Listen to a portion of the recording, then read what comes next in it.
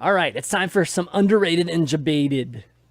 So, dun dun dun. I don't have the audio clips ready to go. I need to get those back online. Underrated and Jebaited is our segment where we talk about a card that maybe has never gotten much light or daylight in Hearthstone, or maybe it's the one that we haven't played in a while. And this week I picked a card which is Earthshock. And yeah, if you noticed earlier in my Shaman, I was playing it. It's a card that used to be played literally in every single Shaman deck, but over time, so I guess Silence hasn't been as big a part, or big a deal with in terms of the type of Shaman decks that have been popular. But lately we've been seeing Silence in the spell. Silence is huge right now. Spellbreaker. People are putting Spellbreaker and everything. Yeah, so Earthshock is an alternative to that. And I've been having a lot of success with Earthshock lately, especially with grandmothers out there, and you'll see some Twilight Drakes, even some of these Kazakus decks like Warlock or whatever. And the fact that it's so cheap too, that's been the biggest thing for me too. It's like being able to do this and do something else, like in my Elemental deck, for instance. Being able just to push face or whatever. And play like a very strong minion on the board too, versus just like a Spellbreaker, which is just like a 4/3. It's been nice, yeah. So I feel like this card's a little underrated right now. I agree. I mean, I think it's more just like what deck are you putting it in, and I feel like we're in a state in the meta where an Elemental Shaman's actually viable now. Before the nerfs, I don't think it was. So yeah, I think it's a little underrated. It's a nice addition to a control-ish or mid-range Shaman deck. So yeah, I'm gonna agree with you. I mean, even the Evolved decks, right? Like you can exactly mid-range, like a Evolved deck. You can Bloodlust, right, with just 6 mana. So totally. Yeah. It's an easy answer to a taunt. Yeah. Oh, Jackie, we can't hear you. Uh-oh. I think Jackie's... I can't hear you, Jackie. I think Jackie's like completely... Can you hear me now? There he is. There you go. He's been talking the whole time, guys. Like, I accidentally pressed my mute button on my mic. No. Sorry, everybody. Yeah. Restart. Okay, what was I saying? I think it's one of those cards where it's entirely dependent on the meta. Like, we've got lots of rogues at the moment. It's insane against things like Edwin. Oh, God. I feel like Silence was slightly better before the nerfs, when there was a lot of Paladin, because one of the main reasons for Silence is Paladin with Spyrish Deed. They're playing Skelemancers, Blessing of Kings. There's not very much Paladin now at the moment, but it's still good against a lot of other things. Great against Aya, great against Edwin, amazing against Hunter. So yeah, I definitely think it's better than Spellbreaker if you're playing a Shaman deck.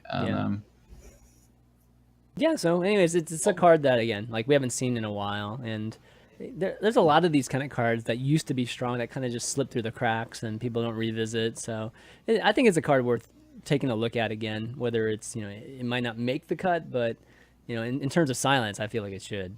If you want to Silence, you want to finish games with Bloodlust or anything like that, it's a definitely good option. Okay, well, that's the only card that we had this week. So, we'll keep coming in with some more of these kind of cards for Underrated and Jebaited. But we do have Mekkatorque Workshop cards. We got a bunch of them. Lots of people writing in for Mekkatorques. It's always wonderful to see that.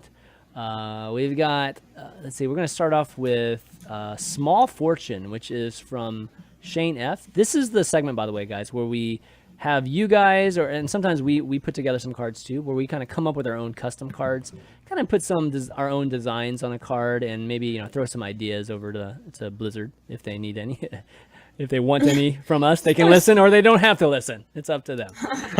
So we have a 5-mana spell here. It's a rogue card. It's called Small Fortune Legendary. Fill each player's hand with 1 mana cost cards. So that could be spells, that could be minions, and it looks like it can be anything in the game. So yeah, what do you guys think about that? I mean, first looking at it, it makes me think if it was just class cards, it could be really interesting. But probably a lot of the time when you're playing this, you're going to get a load of neutral 1-drops that you're probably not going to want if you play. I mean, the reason to play this, right, is so that you can have lots of one stuff to activate combos, activate Eviscerate, Exercise, Edwin, etc., etc. And you would much rather have like rogue spells like hallucinations or even rogue minions like Swashbuckler than just a road of random weasel tunnelers and, and that type Good of old thing. weasel tunnelers. Yeah. Yeah, I'm trying to think of like why I would want to play this card. I don't know. I don't. It's all right. I mean, it's good for like Edwin plays, and like if you want to go for something crazy like that, or even I mean, if you get spells, you could actually do Miracle with it too. And so Shirazan is something that you might be able to do too. You can at least get 2 Shirazans out of all those 1-drops you got. Yeah, if it was just spells, it could be really interesting because obviously you could like play it before your auctioneer turn and then do like auctioneer coin blah blah blah. But another thing it could be good is the new legendary Ilian Voss. Yeah. The 4 mana. Yeah. So you get a load of 1 mana spells in your hand, and then you play the 4/5, and they transform into all kinds of different spells, and that could be insane value. Right. Oh. Okay. Yeah, that's true. That could be. But yeah, I think as it is, it would be much too weak. Mill Rogue. I mean, you could put it in Mill decks, I suppose. Yeah, you can definitely do a lot of stuff with cards, but then again, your opponent gets it too, right? So there's definitely a lot of set or penalties for this card too. Yeah. Okay, well, I like the picture for sure. He's like puking like gold or something, which is pretty sweet, man. That's like really neat. I wish I could puke gold coins. That'd be amazing. Next up, we've got a Joust Champion from Valet Boy. Here we go. So this is a non-neutral card. It's a 6 mana 4/5 legendary. And this is has a little bit of feel of the Grand Tournament, so that's why I thought it was kind of cool. Battle Cry. Discover a neutral Grand Tournament card. Both players reveal a random minion from their decks. If yours is higher, discover again. So, it's got 2 parts, basically. It's one of those. Yeah, it's 2, right? Yeah, it's 2 parts. So basically, you get to discover a neutral Grand Tournament card. So it's very specific to Grand Tournament. And then after that, I think you have to decide whether you guys, then you have a Joust again, and then you decide if you get to discover, 1 more time. So the most you can discover is twice.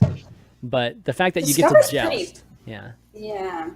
Discover's a pretty powerful mechanic. I actually think, like, having the potential just to discover twice is pretty powerful. Yeah, this could be a draw 2 card, basically 4 or 5. Yeah, draw 2 card. that's pretty strong. I like it. I actually think the concept of discovering a card from a previous expansion is interesting. I don't even know if that could work, but I sort of like the concept. To like discover an old wild card. I don't know if you could even do that. Yeah, sure. I mean, a lot of the Grand Tournament neutral cards I can remember weren't that strong, but if this, like, the fact that this is discover rather than draw, and if it was just like 6 mana 4/5, add 2 random Grand Tournament cards in your hand, that would be really, really good value. But the fact that it's discover as well, I mean, obviously you're not always gonna win the Joust, but generally you're gonna have your deck built so that you have a good chance of winning the Joust. Exactly. So probably over 50% of the time you will, and it's great value. I could definitely see this. It's definitely great value, no question. I just like the concept again, like if you guys were saying about just being able to draw a card from a specific expansion, and I remember the whole Joust mechanic had. Everybody hated the Joust mechanic, right? Because the cards were basically dinged because of the high end of that scenario, and you're only going to get that high end close to 50% of the time, something, or maybe just a little bit over it. So most of the time, it was not worth playing, and therefore all the Joust cards were never played. So I think you would have to design it to be this powerful for people to actually play it. You could also end up Justicar was a neutral Grand Tournament card, right? It was neutral, but it didn't. You could end up getting like Justicar. Oh, that's true. Oh my God, Justicar would be awesome. Oh, Justicar would be so good. Yeah, can you imagine like the warrior getting Justicar again. Yeah, that'd be insane. Yeah. No. Oh, no, nightmares again. That'd be kind of funny. All right, well, next card we have here is from Raiden, Arcane Bond. All right, so kind of interesting here. It's 5 mana. It's a mage card. It's epic, so you can have 2 of them. Draw 5 cards for 5 mana. Whoa. Destroy 5 of your mana crystals, though. Wow. Yeah. It's like a... I'm like trying to compare this to Ultimate Infestation Yeah, yeah, kind of I was way, exactly you know? the same. Like, It's more like living mana than it is, or not living. No, the the Druid card. Yeah, right? living. Is it yeah, living mana? mana. Yeah, living mana, right? yeah. But with like- this, you don't get your mana back. You don't get your mana back, yeah. That's true. And you the get 2/2s cards. are tempo. Yeah, it's not you know, even. Yeah, this is. exactly. I mean, I don't know. I can't imagine you using this other than on turn 10. But if you use it on turn 10, obviously you're refilling your hand like rapidly. And Mage does have some really strong 6 mana cards, so because you're drawing so many, you have a good chance of getting like a Meteor or a Blizzard into like a Flame Strike or Firelands or something like that. Well, I mean, if you play this in say Quest Mage, right? Do you even need that much mana? You know, because you're just gonna get the apprentices down, right? And everything's gonna cost 0 at some point, anyways. So I'm wondering how broken this would be in Quest Mage, because I mean, you need like a bit of mana. you still need to Like, get you to do 10 apprentice, even after the apprentice. time warp, right? Like you still have to be at 10 Mm-hmm. mana, right? So You usually build your Quest Mage, though, to where your hand is insanely full, though, right? Like, end of the game, you've Yeah, got that's true. so That's a good many point. cards. Yeah. So I feel like drawing 5 cards, like, you know, I cut a Kabbalistone sometimes if I feel, well, actually not recently, but I used to cut a whole Kabbalistone because I could never cast it because I had too many cards in hand. So, yeah. I feel like it might be Yeah, in somewhat Quest, similar. in Quest Mage, you're right about that. Quest Mage, you're holding so many cards until you do the Yeah. combo. So this would be really, really tough. See, I would. Oh, go ahead, Jake. No, you go, Ali, you go. I was gonna say, I feel like where this would work, if it would work, is a really fast tempo mage to where you're just like dumping your hand, you know, really, really quickly, and then you cast this in the late game to like replenish your hand. But because your minions and stuff is so cheap, like losing the mana crystals isn't that big of a deal. Like that's what I'm envisioning for this card, but I don't even know if that would work. Yeah, I kind of agree with that. I think this card would actually see some kind of play somewhere. Like it's a lot of the time in Mage or any aggressive or burn style Mage decks, you're kind of like you're doing stuff in the early game with mana worms or whatever, and then eventually you kind of lose the board and you're just desperate for burn, like frostbolts and fireballs and that type of thing. And this can just not guarantee you're going to get it, but make it very likely you're going to get a lot of burn in your hand. And I think like an aggro freeze mage where you play like a lot of early minions and you play like ice blocks, frost novas, and then a load of burn. I think that's the type of deck this would. I still think it would be. It would set you back so far. I mean, the mana lost. I think that the mana It's too crystal much lost- mana to lose. Yeah, I think where this card could be tweaked to make it more playable is destroy the number of mana crystals, or destroy the cost of this card. Destroy the number of mana crystals, that is. So if you ended up like primordial glyphing this, for instance, it'd only be 3. Or if somehow you could get a discount to it, then it would be a little That's bit less. interesting. Yeah. Oh yeah, so like with Sorcerer's Apprentice as well. Yeah, Sorcerer's Apprentice would be a little bit of a discount. Yeah, I think that would make it a little bit closer. Dude, if you lose 5 mana, I mean, the mage, even a burn mage or whatever kind of stall mage, you still need you still need the mana to actually finish games. You know what I mean? So you're literally setting yourself Yeah. back 5 turns, like in some cases, and that's really bad in Hearthstone. 5 turns is like a sixth of the game. It's so bad, You know, yeah. like it's a fifth of the average game probably. So. Yeah. Um, I don't know. It seems a little tough to make it viable, Yeah, honestly. it's an interesting card, though. It's an interesting concept at the very least. Yeah. Let's see. Next card we got here, we got 2 of them actually from James M. He's got 2 interesting ones that I thought were cool to talk about. First one's Corrupting Doctor. So this is a Warlock card, a 3-mana, 2/3 body, epic card, battle cry, choose a minion and infect it with corruption, which for those of you who don't know what corruption, it's a spell that kills a minion on the beginning of your next turn. When it dies, the corruption spreads to adjacent minions. So it kind of has this spreading plague, not spreading plague, the oh god, what's the Warlock Corrupting mist. Corrupting mist. Yeah, corrupting It's mist. kind of got that feel to it. So yeah, what do you think about this? Because this all clearly affects like your opponent's board, and Yeah, but it's This not looks immediate. It's not It immediate. seems. Yeah, but it's pretty crazy though, right? Because it's like a lot of the time, if you were to use corruption on a minion, they would trade it off, and so it's like the corruption didn't even make that much difference. But Yeah. this way, even if they trade it off, it's still gonna corrupt other things, so it's still gonna have an impact. So Yeah, but it only corrupts the things adjacent to it. So you could throw like a 1/1 or I don't know, something that's like between that and whatever your important minion is. You know, like I guess he could. Oh, affect, that's true. You know, Or just So- wait to play your other minions until you throw this guy away. well, you're probably trying to. Yeah, you could be in a scenario where you could wait, or you could be in a scenario where you're actually in tempo, mode, where you're trying to. Oh crap! I need to get these hits as fast as possible, right?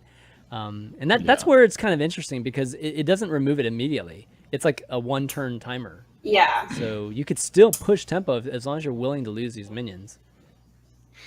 I mean, you can kind like of it. compare it to. Sorry, go on, Ali. Oh no, go ahead. Oh, you can kind of compare it to Corrupting Mist because it's kind of like. Would you rather just play Corrupting Mist than this? How much is I forget how much mana is Corrupting Mist again? I forget. It's 2 mana. Oh my god! It's I actually 2 mana. don't think Really? Corrupting Mist is a bad card. Like, I think it's. I don't think it's a bad card either. It's better, Yeah. yeah. So is this better or worse than Corrupting Mist? I mean, the other good thing about this card is that it can slow your opponent down. Like, if they're playing 1 minion at a time, and you use this on the 1 minion they have on the board, it could literally just stop them playing more minions because the minions will just get corrupted and will end up dying. Yeah, that's true. I think this card's great. Yeah, I mean, yeah, I it think makes it's you pretty think. strong. It makes you think. That's why I really liked, or I thought we should talk about this card, just because. I mean, you could even play it on your minion for whatever reason. Like if you needed, I don't know. Is there True. anything where you'd want to kill your minions? Like what's the Egg scenario? decks. Or eggs. Yeah, Yeah, egg decks. those are Oh eggs. yeah, dude, egg decks. Oh my god, you could egg it and then like put 2 eggs around it. Oh yeah, dude. Yeah. This is like we can call that The hatching, dream. the hatching lock, hatching. the corrupting hatch lock. Yeah. No, I Yeah. like this card. Good job to Yeah, who did this one? it's James. James M. I like. Yeah. Good job, James. I think it's interesting. I like Yeah, it. definitely cool. The other card he had was called Patient Monk, and introduces a new keyword, which is Inder. This is a 5 mana, 3/4 epic card again, Paladin, and it says Endure, gain +1/+1, and give adjacent minions taunt. And the way Endure works is that, Endure is you get the text, whatever the Endure, like this gain +1/+1 and taunt, if you do not attack on your turn. So you can attack with the Patient Monk, Oh. but you don't actually get that. So this is actually an ongoing effect that happens, but you have to Wow. choose to like refrain from attacking to actually get that. Yeah, so it's not just simply an end of turn effect. I mean, it is an end of turn effect, but Yeah, it's it's an end of turn conditional. effect, right, But it's conditional. Yeah, it's By conditional. not attacking. Interesting. I like the creativity of the. This is James totally M. his idea, right? Yeah, This yeah. isn't in I've another. never heard of Okay, it yeah. before. I didn't know if it was in another card game or something, but yeah, I think it's cool. It's interesting. Do you think the plus that happens on the turn you play it as well? It should, or else it's very undervalued. I mean, if it does, it seems insane if it works on the turn you play it, right? I mean, it's like Defender of Argus on like better, right? It's like a better version of Defender of Argus. If it works on the Kind of. same turn, it's almost like Defender of Argus, just like a mana higher. but I think it's better because of that. And then on top of that, you can actually have it happen twice. So Yeah, I mean, it's like a lot. It's like a less aggressive Argus, more of a slow. if it happens on the beginning of then the you next can turn, that would be keep- bad. you can- Like that'd be bad. Yeah, you can keep taunting things every turn, and if it Yeah. actually happens on the turn you play it, because you're giving other things around it taunt, this minion's fairly likely to survive, Yeah. and then you can just play more things next to it next turn and taunt them again. I think this is crazy good. I think it has to be on the turn that you play it, right? It has like to be on like the turn. ChanManV was Yeah, it has saying, to it would be. be it would be bad if it wasn't. Well, because if it's on the turn, if it's on the next turn, then how does it judge whether you attacked or not? You know what I mean? Like it would even be sequenced weird. Yeah, if you did that. So it definitely has to be. And to your point, Jackie, yeah, I think it's really. I think the question, honestly, to me, is just like whether the stats are right, because it's really strong. I mean, I think if you made it a 1/4, it's still pretty strong. Yeah. Maybe even a 2/4. I think it's still really good. A 1/4, maybe that's like the threshold, but I like the endure mechanic though. Kind of, it's another mechanic that's kind of making you think. It's like, well, I could not attack and get value out of this, but I really need to kill that vicious fledgling. Right. What should I do? Well, I think maybe one question is like, once you attack, is it just done? Like you can never get back into this, meditation mode or whatever the heck it is, whatever it is. I think you should be able to refresh it. Like, okay, if you attack this turn and you want to use the ability and it somehow manages to survive, and you don't attack the following turn, I think it should. Then that card is insanely good. Like, okay. Maybe I just wanted to be strong. I don't know. Yeah, no, that would be really strong. Like that'd be crazy, awesome card, crazy awesome card. So maybe people wouldn't let it live though for very long. It'd be like a Bran or something. It's right? hard to kill though. Like you can only kill it. Yeah, with a brand that spell. has taunts around it. Yeah, it's a brand that has taunts around it. Maybe it's too good. It's like great. But then at the same time, if you're playing this on 5, you need to already be ahead on the board. Otherwise, you're just playing a 5 mana 4/5, which will be good if it survives, but obviously it's less likely to survive if you're not taunting anything. Yeah. And then on top of that, you still have to kill it like a 4/5. I mean, it's not the easiest to kill a 4/5 too. So, to your point, you do have to be at least somewhat ahead on the board, or it needs to be a later, where we can actually make a couple plays and then put this down. So it's very much like an Argus. Like at baseline, it's like Argus. So whatever plays you would make on Argus, you'd want to play with this. So Argus gives the adjacent minions +1/+1 though. This one isn't. It's only giving the buff to this specific guy. Yeah. So it is a little different that way. This would be awesome with eggs though. Just put eggs around this dude. Yeah. Yeah. Like they're not going to kill the eggs. The eggs are going to be sitting on the board. Like for sure, they're not going to kill those eggs. So that's probably a good candidate for throwing this thing. And then whatever pops out of the eggs, they're just going to be taunts the next turn. Yeah. Yeah. That's awesome, true. right? Like that's pretty awesome. Yeah, it's really good. Yeah. All right. Well, anyways, great cards, guys. Thanks everybody for sending those in. If you want to send in your own card creation, go ahead and do that. ValueTown@ChanManV.tv, and we'll take a look at them. I think one of the cards that we ended up looking at today was from a couple weeks ago, so I try to go back when I can if we have obviously some space on the show. But next up, I'm going to announce deck of the week for this week. Last week we did the Kazakus Mage. Had a good show on Monday with one of our patrons. And you guys, if you aren't familiar with it, we always have a Monday, like a very short, like 30-minute show with patrons where we all talk about our experience with the deck of the week. And this week we're going to be doing the Krul Warlock deck that Allie was talking about, I think last week actually, when we just decided to save it for deck of the week. So, whoops, there we go. Yeah, so anyways, what do you guys think? I mean, we talked about the demon block earlier, but this one's obviously a little bit different. It's got Krul, obviously, and it's more of a Kazakus deck, our Highlander deck. Yeah. I just love control lock. Like Reno lock was my favorite. I love hand lock, and it just reminds me of that style of play.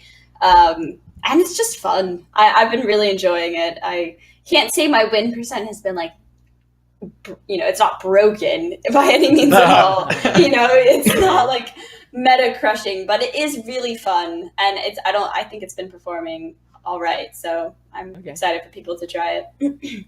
So no Jiraxis, huh? Like no need for Jiraxis in this deck. Yeah, no, I did put Jiraxis. Right? So yeah, I think Gul'dan's enough. Okay. But yeah, one thing that's and interesting. Krul, you don't want to pull Jiraxis, so right. Yeah.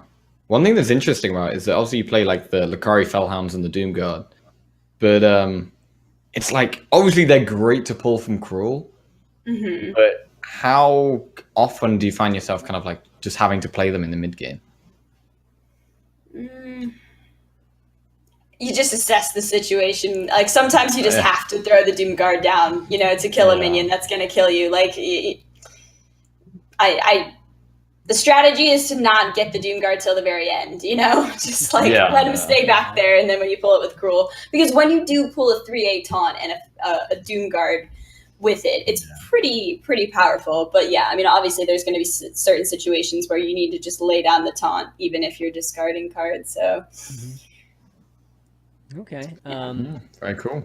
Any thoughts? Actually, no. You don't have enough discard in here.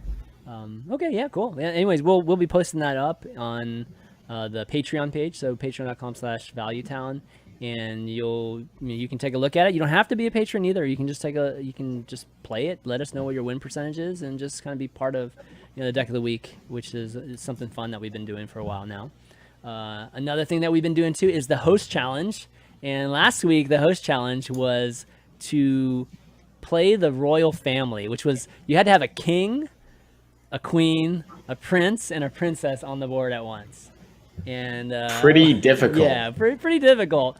We had a lot of people like tweeting and writing in about it. So I figured we'd show some of the successes that some of our fans and patrons and everybody had. So let's start with, let's see, what am I doing? I'm like totally turning off the wrong things here. Okay, so this one is the Farron, who I think tweeted us too earlier. Yeah. And so this one looks like, oh no, he's got 2 kings on the board. Well, we gave him credit for this, guys, because that other king crush at the 3/3 used to be a prince. Talarum, right? Or Talarum turns into like another one of your minions that it turns into a 3/3 version of another one of your minions. So for about half a second, it was a prince. So we'll give him credit for that. So he's actually got Crush, Princess Heron, obviously the prince, and then the queen, the wasp, whatever the queen is for that. I forget the name of that one. So I think that was going to be a pretty common combination of things there. So congrats to the Farron for getting it. We also had Equus, he was right here, end up pulling it off too. He did it a little bit different. He got a king, I think Mosh there, right? Or King... From King Dread, yeah. Yeah, no, actually, yeah, King Dread. And it's there. Emerald Hive Queen. Emerald Hive Queen, that's what it is, yeah. And then there's the other prince. He actually used the 4/4 prince there. And then he's got here and there. Yeah. I mean, I tried it like 10 times just for the hell of it. I didn't even come close, so... These guys are doing... Good job, guys. I'm surprised. I'm surprised anyone did it. We had 3 people submit it. I think 3 people doing it? I think we might have like 1 or 2 other people too. So, all right, this is a different combination. We've got King Cobra. I'm not sure that was exactly a king, but no, you got King Mukla, right? King Mukla too. Okay, I thought it was a Cobra. Sorry, yeah. King Mukla. So you got the King, Queen, Prince, Princess, and Emperor. Damn. Wow. Wow, he got bonus points for that, man. Props to you. Oh man, that's awesome. Yeah, so he did that pretty early on too. I'm not sure how many.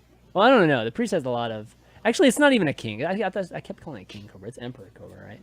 So yeah, you're right. He's got 5 royals on there. So yeah, bonus to him. Good job, Raiden, on that one. But that's our host challenge. And those of you wondering what we do is we issue a challenge to you guys each and every week, and then we have you guys kind of like let us know whenever you can complete it. And this week we have a unique challenge, and the challenge is creating a 50-50 on the board. A minion that is a 50-50. Yes. 50-50. We believe in you guys. You can do it. All of you that say Hearthstone's a 50-50, show me an actual 50-50. We should have called it the coin flip challenge. The coin flip challenge. That's what we'll Challenge. call it. We will totally call it the coin flip challenge, even though it is completely not a coin flip to actually have it happen. So if you can create a 50-50, go ahead and screenshot that, send it to us. You can either tweet it at ValueTownGG or email it to valuetown@chanmanv.tv. And I look forward to seeing that. We've got a few questions here, Q&A. This third of the show is obviously very interactive with you guys. But we got Adam M. The discussion on Hearthstone esports scene prompted an idea. After a major tournament, could Blizzard release a tavern brawl highlighting a few of the most interesting competitive matches for the tournament? A player would draw one of the two competitors' decks in the exact order and see if they could change the outcome of the match. I think that would help casuals understand complex decks. If you mention Kazakus Priest and improve engagement by giving casuals a pro-level experience. Think this is a good idea? How might you expand the implementation? Say it's a hypothetical tournament mode.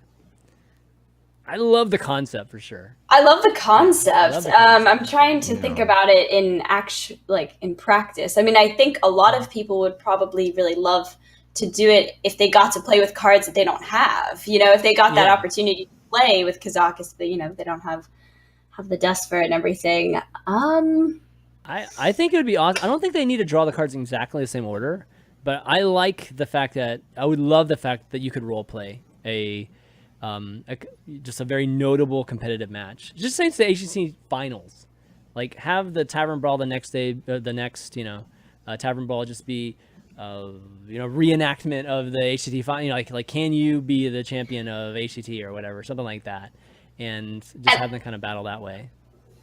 I actually think it would bring attention to the tournaments as well, because if you've got the names of the players and they're like, let me go search for the players, let's go figure out more about them.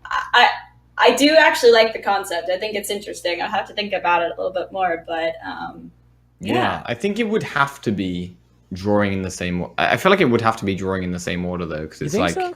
Okay. Yeah, because otherwise you're just playing. You're just playing a game, like a ladder. Yeah. And that's already what ladder is. Like people already net deck so much. Okay, That you get that all the time. I Like see your point. if you're drawing it, and it can kind of open people's eyes to how one small decision can change a game so much. And if Colento had taken this route instead, he would have got absolutely destroyed by this or something like that. Yeah.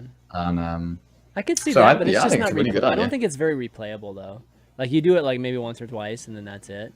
I think that would be the only knock against it. But to your point, I think having it match ladder would suck too. So yeah, I think you're probably right about it. But the general concept of doing that, I think, is an accessible way. Like a way to bridge that type of engagement possibly. So definitely love the idea. That's the kind of ideas I think Blizzard should be trying to think about. Like. Have that kind of frame, that kind of mindset to see if we can, get some more people to watch.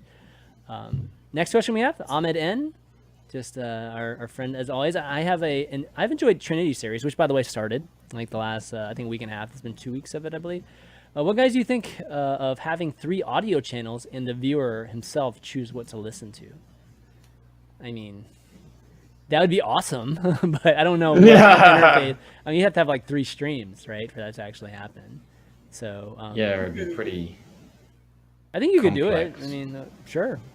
Like, I mean, yeah. I mean, if they could stream 3 different channels, then it would be like having, like if you're watching ESPN or something. There were times where there used to be like 3 different angles or 3 different perspectives on certain, like the Olympics or something like that, right? So that'd be kind of cool if they want to do it. I think from a numbers standpoint, they could just add up all the numbers, right, to the 3 channels, and I think that would be the same. But I don't know if it adds that much to it. It's a lot of work, I think, for just a small number of people actually using it. Yeah, I agree there. Yeah, that's true. I mean, I didn't watch the Trinity series, but do they do it where when one team's having their turn, you can hear them talking? And then when the other team's having the turn, you can hear the others talking, or is it just all at the same time?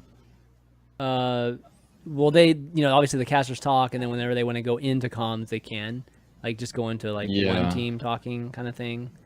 No, I think it's a good. I mean, it would be probably too much work for what it's worth. Yeah, like you said, for how many people would benefit from it. But if more people were watching Hearthstone, then I think it would be a great idea, because people obviously have their certain team that they're supporting, and so you want to listen to what they say. Yeah, exactly. And then when it kind of goes over to the other team, you're like, oh, I want to know what they're saying when yeah. we can't. But you know what? Like that kind of attitude, like what we were talking about, just like, oh, it's probably not worth the trouble. That's probably the reason why we're where we're at right now. So yeah, you should go and do it. That's kind of what I'm saying. Like regardless of how many people would actually do it, just do it. Just do it and see if that adds an element to the event that wasn't there before, and might actually entice more people to watch it, right, for a longer period of time. Yeah. So yeah, I mean, it would probably get more people supporting certain teams and certain players, and generate more of a following. Yeah. Okay, one last question here from Thunderbolt, one of our patrons. I would argue that 95% of the time, this is based off of the discussion we had last week on Nosferatu. 95% of the time, the card is effectively the same as Battlecry. Show the last card in your opponent's deck. The exception are fatigue games and against decks where discovery out of their deck is important. Say like it's, I don't know, Shadow Vision, Servitude, anything like that. Would you play Nosferatu if it were Battlecry, show the last card in your opponent's deck? Another question, with the epic last call show down between Omuzi and Zalay, do you feel that they should include more than just one spot based on overall points? Okay, so the first one about Nosferatu. Would you play it if it was Battlecry, show the last card in your opponent's deck? No. No, well, I wouldn't want it. I wouldn't like that at all, really. I think I would actually. I take that back, because it's a similar, like I think a lot of the time the information is more important than the fact it's actually being discarded, and you're still getting the same information. So the information doesn't change at all. The only thing that changes is if it goes to fatigue. So yeah, I don't think it changes. I just don't know why we'd be giving the information just for the game in general. Like, I feel like the gnomes effect now is just, I don't know. I feel like it's more useful. Like you're making them get rid of a card, but just for the sake of showing them, like if you see that Raza is the last card in their deck. I mean, yeah, it's nice to know, but I just don't really know if I would like that for the game in general. Like just being able to look at your last. I mean, I think seeing it as like if you see Raza as the last card of their deck, or if you see if Antonidas is the last card of their deck, I think it's almost the same as discarding it. It's not quite the same, but it's that you're not going to get OTK'd by the priest until they've got to right to the bottom of their deck. That's fair. So it's definitely comparable, yeah. Yeah, I mean, for me, I think that I think just the general mechanic of showing you a card from your opponent's deck, whether it's like the top cards, the top 3 cards, or the last card, I think that's really good for the game. Like, really good for spectating, really good for all those things. I think they need to make more cards like that, first off. And then just at least the ordering of it, not just general like Glimmerroot. Like Glimmerroot is cool in what it does, and it's it's a very creative thing too. But knowing exactly what's coming up, like what's coming up, and he doesn't know what's coming up. Yeah. And then the audience knows what's coming up. That's actually super good for spectating. So first off, they should make cards like what he's suggesting here.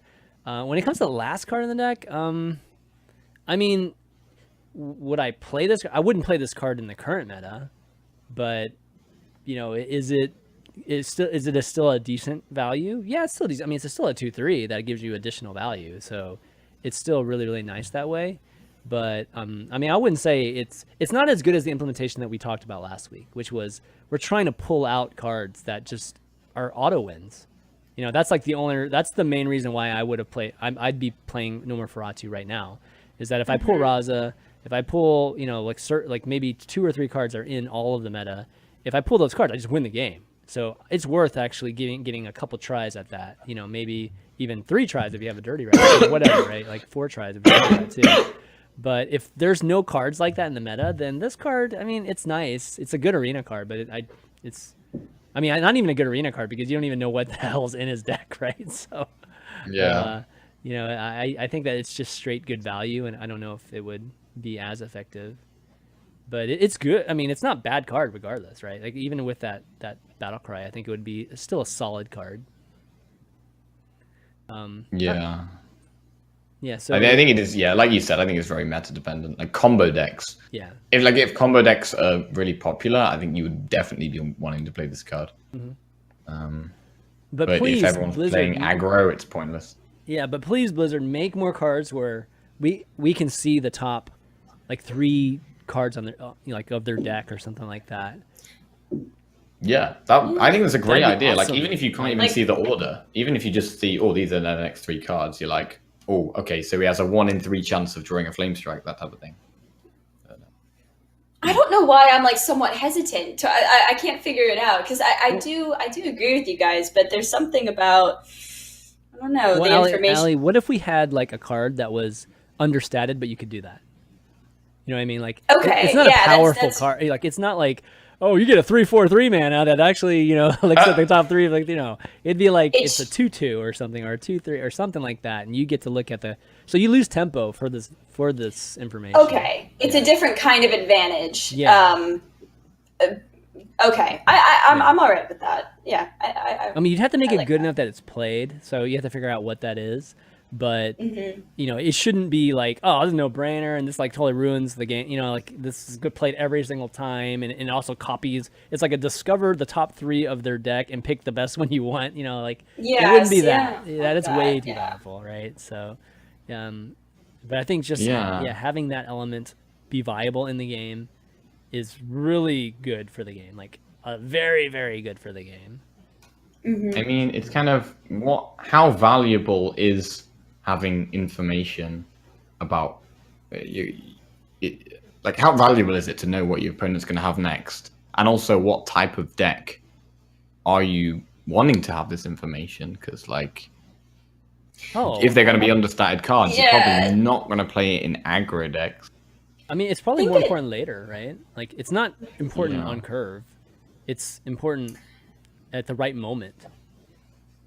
I feel like it totally depends on the matchup between the 2 decks because you can kind of look at people who snipe streamers. Like sometimes even knowing a person's hand, you can't it doesn't do that much. Like sometimes it really does if you're playing a control deck and you're like, well, I'll bait out the death with this card first, so my better card will, like I do think, or that they have a silence, something along those lines. But when it's aggro, like even if you know your opponent's hand, sometimes you're still just going to play out your cards the way you would anyway. So I think it's matchup dependent. But definitely. I think it's matchup dependent, but I think at the very high levels is where, like a lot of the high level players, they kind of know what their opponent has in their hand. Like they can tell. Like if they haven't played a removal, they know they don't have a dragon potion. Like, they know they don't have it. So if you could see if that's coming up or not, you could commit to the board. Like you could just, just go wide and just let's finish the game in the next 2 turns, like that sort of thing. And then you could have the metagaming. You could have somebody that's, okay, if that's the case, I'm just going to pretend I don't have it. And then, you know what I mean? Like there could be just high level stuff going on, which would be really, really cool. Can you imagine if there was a card like Nomra Ferratu, but instead of just discard a card, it's like discover the top 3 cards of your opponent's deck and choose one to discard. Yeah, no, we don't want that. Like that would be crazy good. I mean, it'd be so good. Like, I don't want it to the point where it's just like it's so no-brainer good. It's so no-brainer good that everybody's just gonna be playing. Like we don't want it to be like so like we don't want it to actually be like a no-brainer, like crazy good value. Like there's no way that you would never play this card, because then I would think it's not designed well. So I kind of want it to be a choice where it's like, okay, we're kind of finessing this, but the type of information we get is so valuable, like in that fashion. It's more of a finesse way, not just like a bam, this is an awesome card, you have to play it. Like I mean, a lot of time people say like in Hearthstone there isn't kind of enough counterplay, and that type of thing does give you counterplay, and it gives you kind of you're affecting what your opponent's doing. Yeah, but if you discard one of them, then all of a sudden these type of Raza decks would never exist anymore. Like nobody would ever play them anymore. You know what I mean? So I'd rather just know that's coming, so you know how you can try your very best to to play around it, finish games earlier, that sort of thing. I think that's more. That's actually more interactive than actually destroying Raza or destroying Antonidas or destroying the quest. Can you imagine if you destroyed? Oh my god, that'd be freaking terrible. Or DK, Well, you kill a DK. That's like holy shit. I got a different idea. So the same thing. You discover the top 3 cards of their deck, but instead of discarding one, you just put it to the bottom of their deck. Okay, I mean it's almost the same, but yeah. Okay. I mean, it's a little bit better. It's a little bit better. Yeah. It is better. I like it. You don't completely destroy it, so it's better. But regardless, I think it's a great, definitely a great suggestion, Thunderbolt, or just at least a discussion. And seeing more, I think is just better for spectating. His last question was just about Muzzy and Zalay. Basically, should there be more than one last call spot in the the championship or the top 16 or whatever it is? It is top 16, right? I believe it is. What do you guys think? Should more than one player get through? I mean, I think we've had this question before, right? I don't think it necessarily needs to be more than one person getting through, but I think there needs to be some kind of reward system for the whole of the last call, because it's super like all or nothing, right? It's either you get in and get the spot, or I don't think there was that. Get absolutely nothing. I think you just get, if you were the top guy, you just got it this year, right? Like that's what Muzzy. It's just Muzzy and Zalay played for it, like in an event. Yeah. Right. It wasn't. Oh, in an event? It basically, they were in an event, and the Muzzy ended up winning that event, right? But they knew that this was for, like, that last call spot, basically. To decide it. Yeah, it wasn't actually last call, like, showdown, type of thing. It was actually that match everybody knew was for last call, even though for it was the one spot. Yeah, it was part of DreamHack or something, right? Or right. Yeah. So, So the question really is that, should there be one spot or should there be more spots? Like, forget the tournament. We're not talking about the tournament like we did like in prior weeks. This is just like, should there be more than one spot that gets into HCT? I think there should be 2. I think there could be. I feel like not more than 2, but you can consider adding the last, the 2 spots here. I'd say no more than 2 though. Yeah, I would say 2. Yeah, I think that'd be fair. Those players that have the most points in the entire year, you could argue they're the most deserving. So to have more than one, I think is completely fair in my mind. Yeah, I agree. Okay. Well, anyways, that's it for the questions, guys. Thanks a lot for writing in. And once again, you write in. Man, my Value Town at ChanManV mailbox is just always full every week. So go ahead and write those questions in too, because we really, really love it. And it's always fun to get y'all's thoughts and generate great discussions like we did today. But that's gonna be it, guys, for the show. Why don't we do some shout outs before we take off? Jackie, you want to start us off? Yeah, shout out to our team, Fate Karma, my and Ali's team, for the constant support.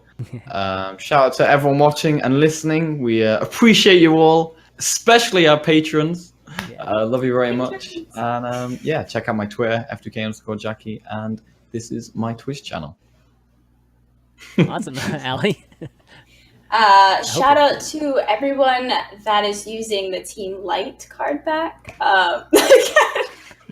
Forgot again, Jackie Jackie, forgets dude. to shout it out again. Need to remember. That's a sad I was like, thing. I know. Sad thing. Too busy winning to remember. Too busy winning. Anyway, so thank you to anyone who's supporting Team Light. Again, thank you to my year-round team, F2K. And yes, to the patrons, to the chat, thanks for watching, guys. My Twitter handle's here, F2K_Allie. And we're going to do Value Town on Jackie's channel for, I think, until, for the next couple months here till the end of the year. So it won't be on mine anymore. Back and forth. Yeah, exactly. We'll be back on Allie's at some point. So those of you missing Allie's channel for whatever reason, don't worry. We're just, kind of spreading it out. We're spreading the love out. Exactly. Yeah. That's it for me. Cool. Thank both of you guys, obviously Jackie and Allie, for doing the show. It's always a lot of fun. All of you guys for watching, and again, coming on Jackie's channel this week and for the next couple months here. Also, if you want to follow the show on Twitter, go to @ValueTownGG, You can do that. You can find my Twitter down here too. VODs for the show will be on youtube.com/ChanManV. Probably about in 30 minutes or so, and then the audio is a little bit after that. Again, you can find us on the audio channels if you like to listen to us on the way to work or in the gym or whatever, iTunes, Google Play, as well as soundcloud.com/ChanManV. And that's going to be it, guys, for this week. So for Jackie Chan, Alliestrasza, and myself, ChanManV, we'll see you next week. Bye, guys. See you guys.